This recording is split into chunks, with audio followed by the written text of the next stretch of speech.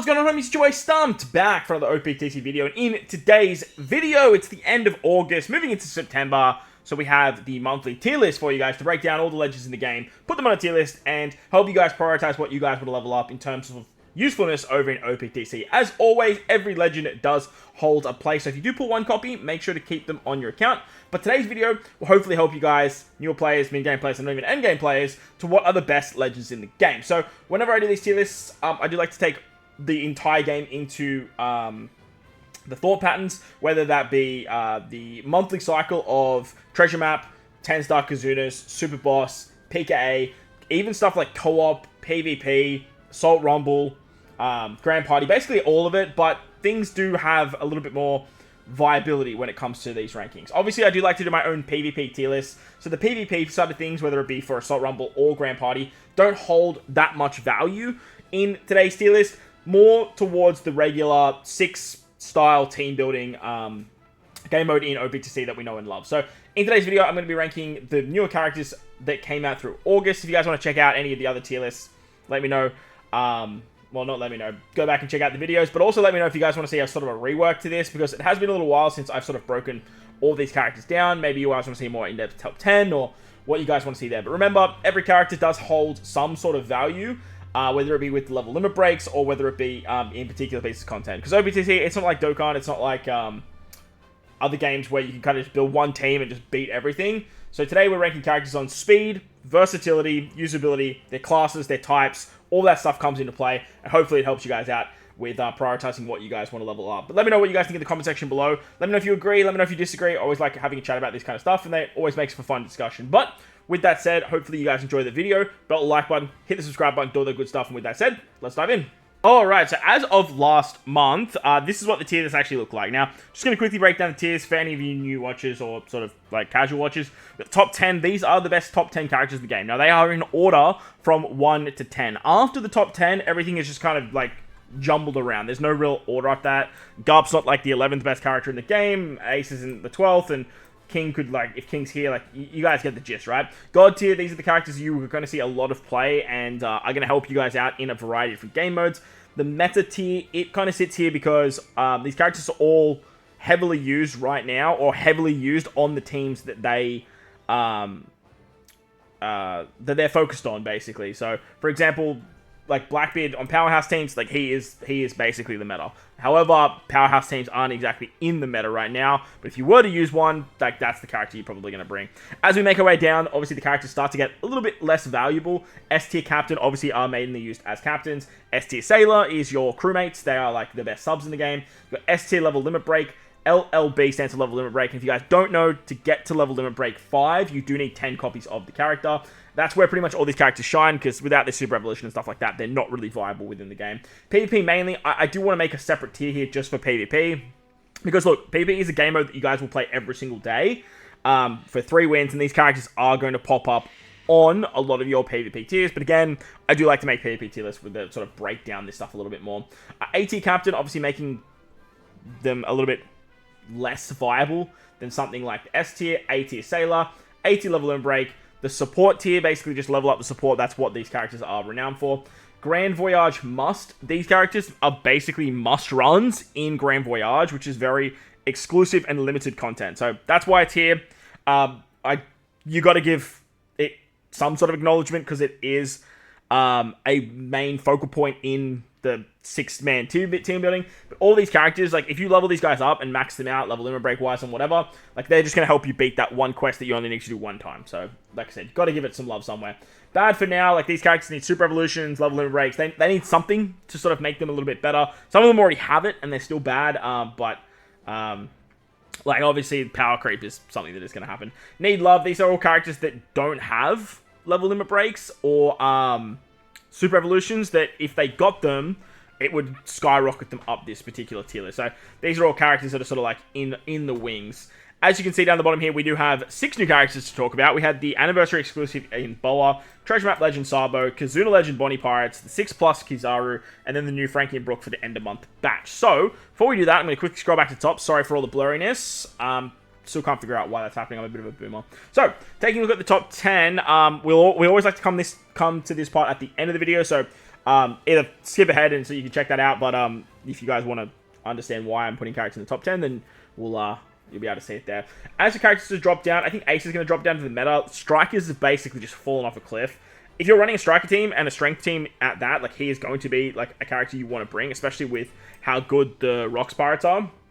But like, I don't know, man. Like, Ace, just that going down to such low HP can be so detrimental when you don't have a HP guard mechanic. As for S tier captains, I kind of want to bring Momo down. You're pretty much only ever using him as a an EXP farming captain or in something like the co-op game mode. As for Mihawk can definitely come down to S tier sailor. I did use him as a sailor, but I don't think I've ever really run him as a captain. He's always finding a way onto teams, but like, he's just a really good character, especially when you're running this Shanks. Like, he's just a character that I'm just drawn to all the time.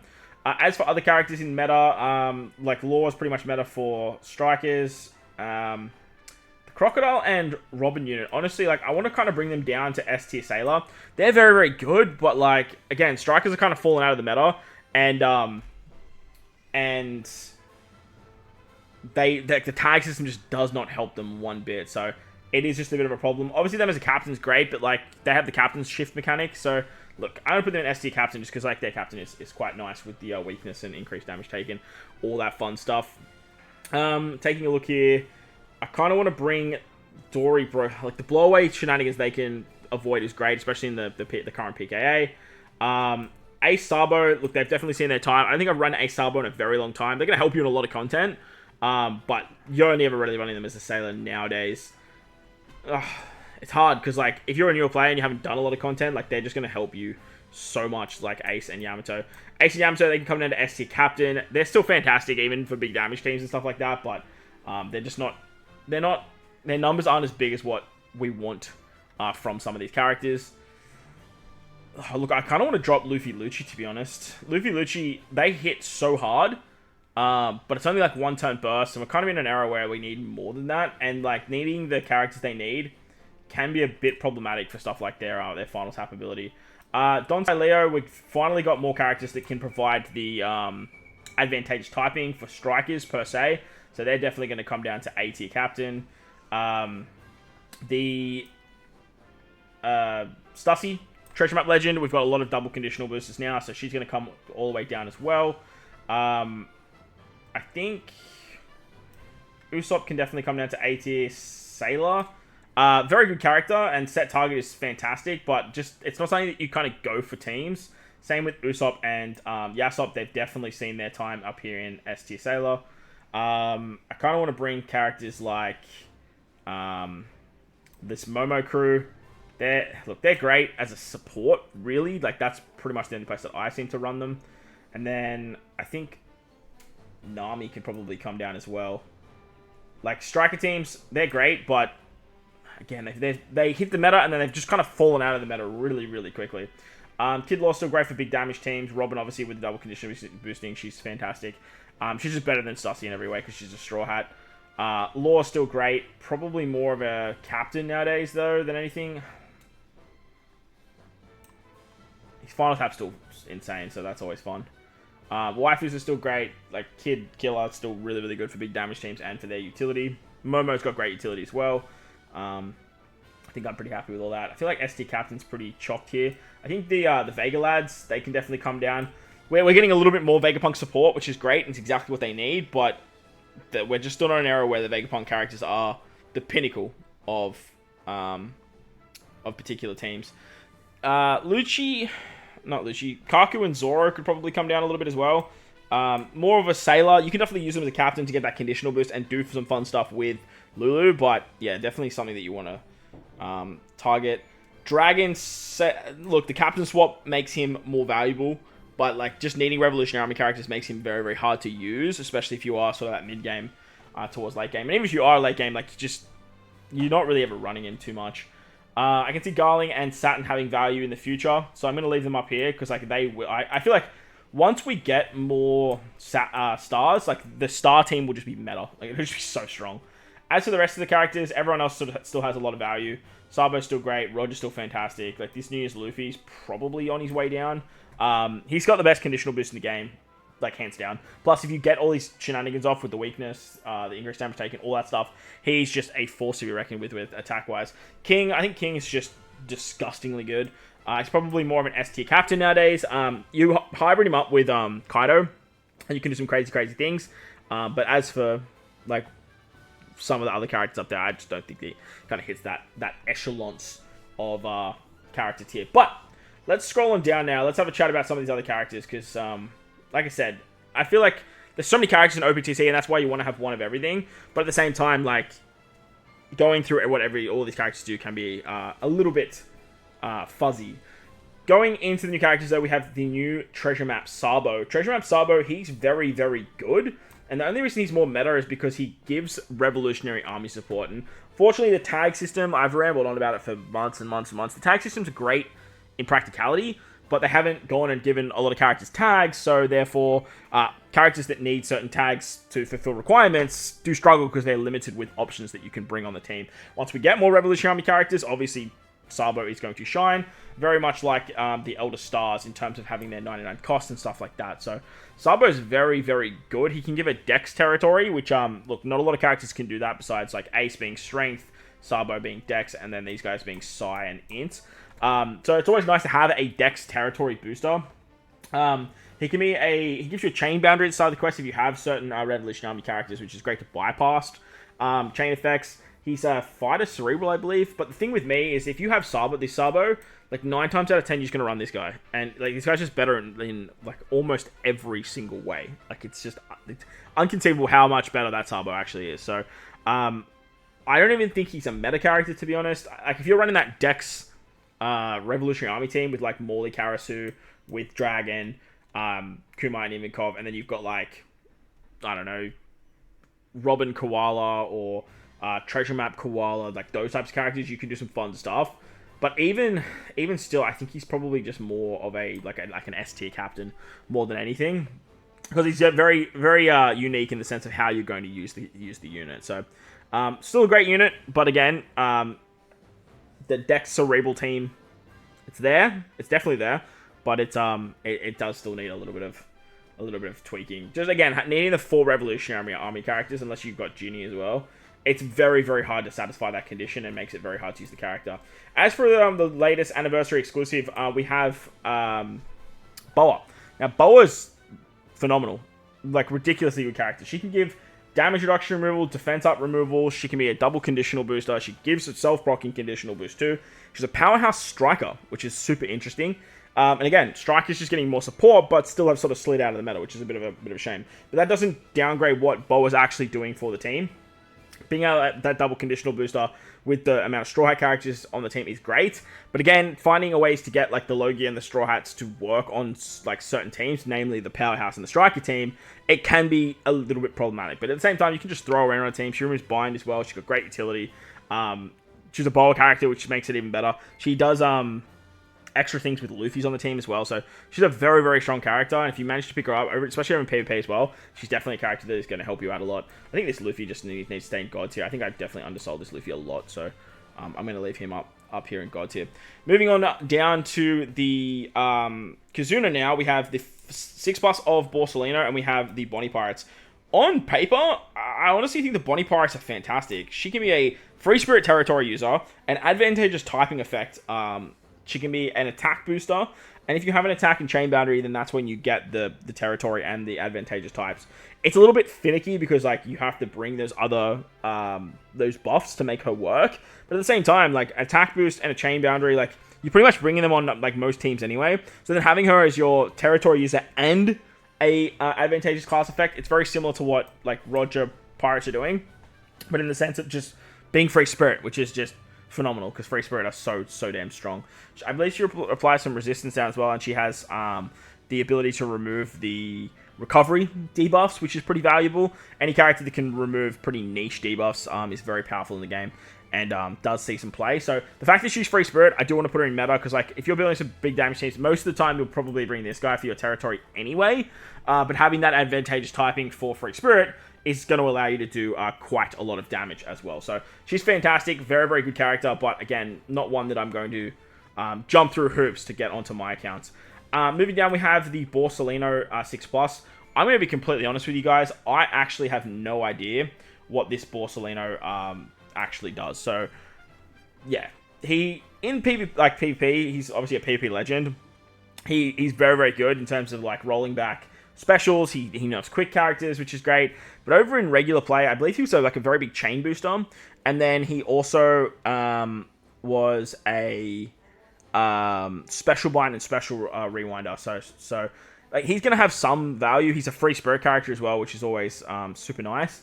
But not one that, again, I'm going to be, like, needing to put on my teams, especially with this guy in the game. Like, if you're running a Kizaru, like, this is the guy that is going to be on the team 9 times out of 10. Now, the thing is, you got Shooter Slasher and then Free Spirit Shooter, so you do have some leeway in what you need to bring and what you need to run.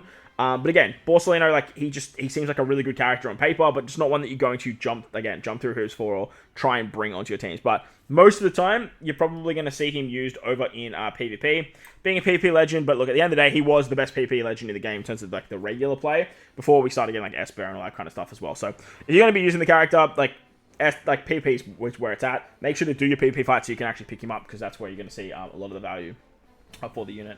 Moving down now, we've got the Frankie and the Brook, the 2 end of month batch. And these two characters, honestly, they're quite interesting. Just more Straw Hat support, which is great. But they're very funky in the way they're designed. Now, Frankie, as a captain, is very, very good. Mainly because he has that ability to make your crew immune to blow away, which is a very, very annoying mechanic if you guys are playing the new PKA. It's very, very finicky to actually get around. He can remove damage nullification, and he can apply set target for free spirit and powerhouse characters, which is really, really good. The thing is with this character is that he wants to use his special twice, and he's on like a 17-turn cooldown, which means you use his special, and then if you have certain characters, I believe Straw Hat, Logia, or Egghead maybe, I know it's definitely Logia and Straw Hats, he gets 13 turns of cooldown, but that leaves him at 4, which means that unless you're using him on, like, turn 4, like they want you to do in the PK, and then have him ready to go by turn 5, so that way you're removing stuff like damage nullification, applying the set target for the damage output, and removing those niche debuffs, like, it's going to be very hard to bring characters that can kind of get him over the line. Now, his super type does give him 1 turn of cooldown, or the top row gets cooldown. There's other characters that can help him out in that regard, but again, if you're not using him on turn 4 and turn 5, if you want to use him in the same turn, you're going to have to bring a lot of characters that can, like, give cooldowns. If I compare him to this particular Nami that came out for the 11th anniversary, she has the ability to give herself 2 turns of cooldown, her super class, which can be used as a sailor, gives her 2 turns of cooldown, so therefore you're only really needing to bring someone that gives 2 turns of cooldown to get the extra effects for the character. With Frankie, you need, like, 4 turns of cooldown, which is... it's a lot. Like, it is a lot of cooldown. But having the ability to remove blow away, most of the time you're going to want his second stage ability, which is going to give you that set target, remove the damage nullification, all that fun stuff. He can remove despair. He does stuff with bombs, which he doesn't... like, it's annoying because he doesn't remove all bomb damage. It's like 90%. But if you're going to be bringing a set target character on the team, like, Frankie's one that is going to help out a lot. The thing is, though, if I'm going to be bringing a set target character on the team for the free spirit class, like, it's just going to be Usopp. Like, he just does it, like, straight off rip. And then he has the ability to get the 10 turns of cooldown when your captain goes. So he's just, like, this Usopp. Actually, I'm going to bring... I think I dropped him. I literally just dropped him in this video, didn't I?